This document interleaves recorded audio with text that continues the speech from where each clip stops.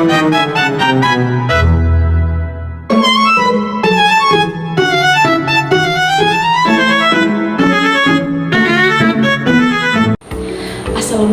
warahmatullahi wabarakatuh.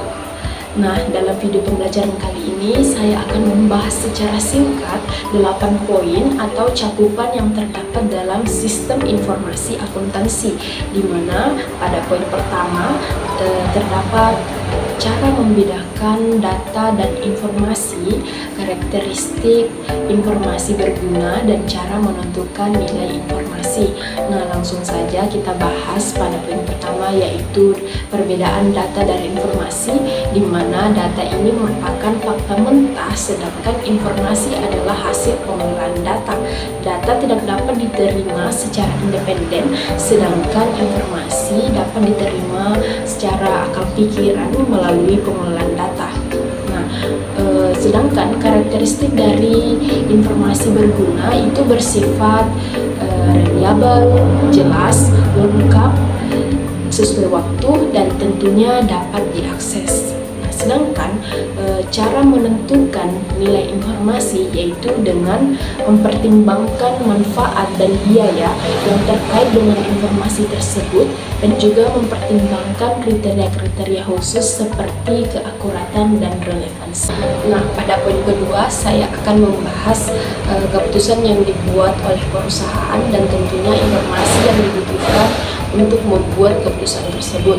Sama-sama kita ketahui bahwa perusahaan tentu saja sangat banyak membuat keputusan, beberapa di antaranya yaitu keputusan strategis, di mana keputusan strategis ini berkaitan dengan kegiatan peluncuran produk baru. Nah, informasi yang dibutuhkan perusahaan yaitu tren pasar dan kebutuhan pelanggan. Untuk keputusan kedua yaitu keputusan operasional, di mana keputusan operasional ini berkaitan dengan kegiatan-kegiatan operasional dalam perusahaan.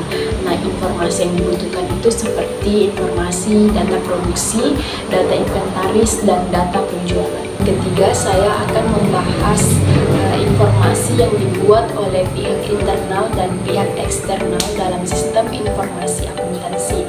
Nah, informasi yang dibuat oleh pihak internal ini biasanya lebih spesifik dan lebih rinci, contohnya seperti laporan keuangan, informasi operasional, dan informasi manajemen. Sedangkan informasi yang dibuat oleh pihak eksternal biasanya lebih ringkas dan sesuai dengan standar akuntansi yang berlaku. Contohnya seperti informasi pajak, informasi keuangan yang diaudit untuk investor dan kreditor, dan juga informasi harga produk yang dibuat untuk pelanggan dan pemasok. Nah, untuk poin yang keempat, saya akan membahas terkait proses utama yang ada di sebagian perusahaan. Tentu banyak sekali proses utama yang ada di beberapa perusahaan, beberapa di antaranya yaitu proses pengadaan, proses produksi, proses pemasaran dan penjualan, layanan konsumen, manajemen keuangan, manajemen SDM, dan tentunya manajemen rantai pasokan. Pada poin kelima, saya akan membahas pengertian dari sistem informasi akuntansi itu sendiri beserta dengan fungsi dasarnya, di mana sistem informasi akuntansi merupakan sistem yang dirancang untuk mengumpulkan, mengelola, dan melaporkan informasi keuangan organisasi, sehingga dapat disimpulkan bahwa fungsi dasar dari sistem informasi akuntansi yaitu mengolah data keuangan mentah menjadi sebuah informasi yang bermanfaat bagi pengambil keputusan. Untuk poin yang keenam, saya akan membahas cara sistem informasi akuntansi dalam menambah nilai pada perusahaan. Tentu ada beberapa cara yang digunakan oleh sistem informasi akuntansi untuk menambah nilai pada perusahaan, seperti peningkatan efisiensi dan produktivitas yang baik, pengelolaan data yang lebih cepat dan akurat, pengambilan keputusan yang baik, serta peningkatan pengendalian internal.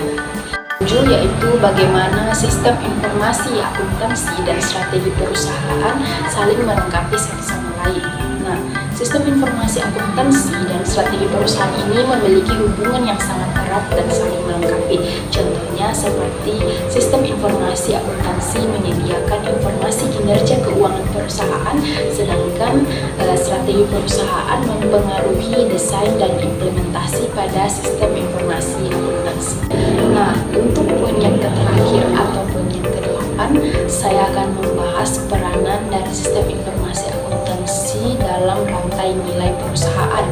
Nah, peran dari sistem informasi akuntansi dalam rantai nilai perusahaan yaitu membantu mengelola pesanan pelanggan, menyediakan informasi penjualan, dan tentunya membantu pengelolaan keluhan pada pelanggan.